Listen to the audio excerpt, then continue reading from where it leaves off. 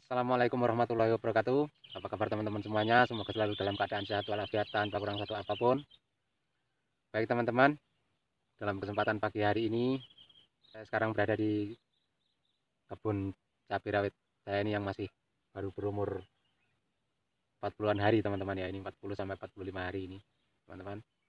Baik teman-teman, di sini saya mau mereview ini sedikit ini cara perawatan ya teman-teman. Ini ada 3 hal ini teman-teman yang harus kita perhatikan untuk merawat pohon cabai rawit hijau lokal ini ya teman-teman.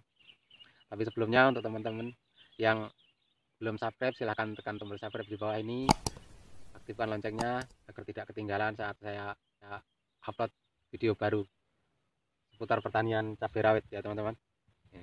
Oke teman-teman, kita sambil lihat pohonnya, kita review ya teman-teman bagaimana cara perawatannya. Baik teman-teman, ini kita review pohon cabenya ya teman-teman. Ini seperti ini pohon cabenya, ini punya saya ini.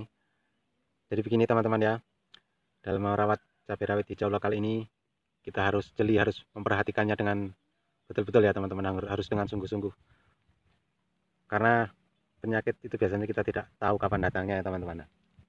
Di sini saya mau menjelaskan ini ya tiga hal yang harus kita cegah ya teman-teman. Satu hal pertama ini ya teman-teman ya, itu kita mencegah yang namanya keriting ya teman-teman. Ini keriting pada pojoknya ini, biasanya dia terjadinya pada dari umur 20 hari sampai umur 35 hari ya teman-teman. Itu biasanya rawan-rawannya keriting di waktu dia keluar cabang seperti ini ya teman-teman. Nah ini seperti ini teman-teman, keluar cabang seperti ini. Ini biasanya rawan-rawannya keriting ya teman-teman. Nah itu kita bisa melakukan pencegahan. Dan saya di sini pencegahannya hanya menggunakan sunlight dan kalsium ya teman-teman. Sunlight itu untuk membasmi kutu daun ya teman-teman. Kalsium untuk penguat pohonnya ini ya teman-teman, pojoknya ini. Kalau pohonnya kuat, dia otomatis tidak mudah terserang keriting ya teman-teman, kalau dia pohonnya terpenuhi kalsiumnya. Dan yang kedua ya teman-teman, ini yang paling bahaya ini ya teman-teman. Ini paling bahaya adalah yang namanya penyakit layu fusarium ya teman-teman. Nah itu yang harus kita amati benar-benar, karena itu kalau udah terkena penyakit itu tidak lolos yang namanya panen ya teman-teman, kalau sudah terserang layu fusarium. Nah di sini saya pun melakukan pengocorannya untuk mencegah layu fusarium ya teman-teman. Itu saya menggunakan kalsium ya teman-teman.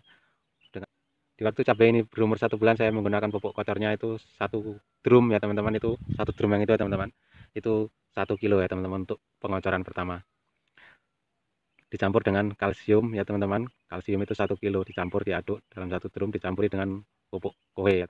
Nah itu untuk melakukan pencegahan yang namanya jamur layu fusarium ya teman-teman. Atau kita juga bisa menggunakan abu ya teman-teman untuk mencegah layu fusarium. Itu juga bisa abu kita taburkan, tapi itu prosesnya sebelum kita melakukan penutupan tanah dan mulsa ini ya teman-teman. Itu prosesnya dicampur juga dengan dolomit, itu juga bisa. Yang ketiga teman-teman, ini juga yang harus kita perhatikan ini saat kita sudah panen ya teman-teman, yaitu yang namanya penyakit patek ya teman-teman. Itu penyakit patek itu yang paling berbahaya juga itu untuk di waktu masa panen ya. Jadi di waktu masa panen kita itu biasanya patek itu akan mudah menyerang pada buah-buahnya ini ya teman-teman. Di sini saya melakukan pencegahannya dengan menggunakan fungisida yang berbahan aktif propinep ya teman-teman. Pencegahannya carbendazim dan juga azoxystrobin. 3 bahan aktif tersebut saya campur ya teman-teman. Untuk videonya sudah saya buat, untuk video fungi untuk pencegahannya teman-teman. Nah, dari 3 hal itu ya yang harus kita perhatikan. Yang pertama itu memperhatikan pencegahan keriting, yang kedua itu mencegah layu fusarium, yang ketiga mencegah patek apabila kita sudah panen. Karena 3 hal tersebut yang bisa mengakibatkan kita ini gagal panen ya teman-teman. Jadi seperti itu, semoga penjelasan saya ini bermanfaat ya teman-teman. Dan salam sukses untuk teman-teman petani seluruh Nusantara. Salam satu hobi. Sekian dari saya. Wassalamualaikum warahmatullahi wabarakatuh.